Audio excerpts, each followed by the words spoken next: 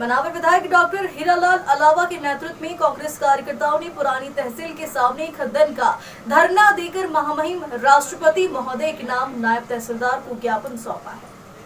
ज्ञापन में मांग की है कि फसलों के उचित दाम, बिजली के स्मार्ट मीटर से बढ़ा हुआ बिजली बिलों से छुटकारा व बाईपास से दिया जाए। इसके अलावा ये कहा कि किसानों की फसल की लागत 10 वर्षों में काफी बढ़ चुकी है, जबकि फसलों के भाव वही के वही हैं। इस कारण किसानों को भारी आर्थिक हानि उठानी पड़ रही। आगे कहा कि सरकार ने स्मार्ट मीटर लगाए हैं, जिससे बढ़ी हुई बिलों से अधिक वसूली की जा रही और उपभोक्ता द्वारा बिल नहीं भर पाने के कारण जो जुर्माना लगाया जा रहा है वह भी न्यायपूर्ण नहीं है। आगे कहा कि मनावर नगर के समीप अल्ट्राटेक सीमेंट कंपनी होने के कारण नगर से ही भारी वाहन निकलते हैं, जिसके कारण अत्यधिक ट्रैफिक होने से जाम की स्थिति लगातार बनी रहती है, जिसके कारण आए दिन दुर्घटना होती है। दुर्घटना में कई लोगों की जान भी जा चुकी है, लेकिन आज तक शासन प्रशासन का इस और कोई ध्यान नहीं हो सका।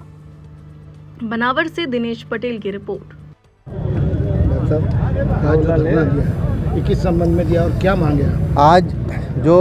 मनावर विधानसभा क्षेत्र में धरना प्रदर्शन किया है और इस धरने प्रदर्शन के माध्यम से मुख्य रूप से हमने किसानों की जो समस्या थी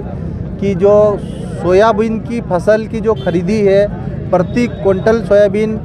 मध्य प्रदेश सरकार 8,500 रुपये प्रति क्विंटल के हिसाब से खरीदे, गेहूं की फसल 3,600 रुपये क्विंटल में खरीदे और मक्के की फसल को कम से कम 3,000 रुपये प्रति क्विंटल की खरीदे और कपास की जो फसल है उसको 10,000 रुपये प्रति क्विंटल के हिसाब से खरीदे।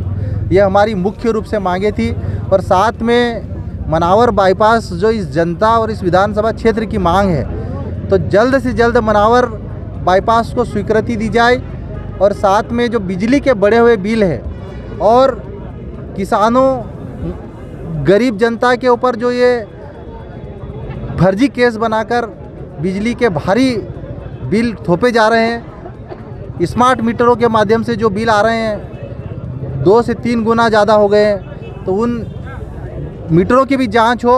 और जो इन किसान भाइयों और गरीब मजदूरों के ऊपर इन्होंने जो फर्जी प्रकरण लगाए वो प्रकरण वापस ले और बिजली के बिल माफ़ करे, ये भी हमारी मांग। एक और हमारी जो महत्वपूर्ण मांग है कि जो मनावर खलघाट रोड है, जो सबसे ज़्यादा एक्सीडेंट इस रोड पे हो रहे हैं, तो हमारी मध्य प्रदेश सरकार और केंद्र की मोदी सरकार से हमारी मांग है कि मनावर खलघाट और अलीराजपुर तक जाने वाला नेशनल हाईवे स्टेट हाईवे है,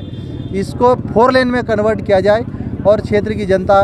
को राहत दी जाए। साथ में जो व्यापम घोटाला हुआ, पटवारी घोटाला हुआ, नीट घोटाला हुआ, नर्सिंग घोटाला हुआ, इन सभी घोटालों की जांच की जाए और दोषियों पर कड़ी से कड़ी कार्रवाई की जाए, ये हमारी मुख्य रूप से मांग है। विधायक जी, आपने समय समय पर विधानसभा में भी जिले का और बाईपास का मुद्दा उठाया जी, मनावर के सर्व समाज ने भी उठाया जी, लेकिन क्या कारण है कि इस पे मुख्यमंत्री कोई ध्यान नहीं दे रहे यार? ये बात सही है कि हमने लगातार मध्य प्रदेश विधानसभा में मनावर को जिला बनाने की मांग करी, मनावर को बाईपास देने की मांग करी, लेकिन कहीं न कहीं मध्य प्रदेश सरकार मनावर के साथ भेदभाव कर रही है, यहाँ की जनता के साथ भेदभाव कर रही है। और मुझे तो लगता है कि मनावर विधानसभा क्षेत्र में हमारी मध्य प्रदेश सरकार को ऐसा लगता है कि मनावर विधानसभा क्षेत्र में बीजेपी है ही नहीं, क्योंकि बीजेपी के कार्यकर्ताओं की चिंता होती तो कम से कम कांग्रेस की चिंता भले नहीं करे वो, लेकिन बीजेपी के कार्यकर्ताओं की चिंता करे और बाईपास और जिले की घोषणा करे,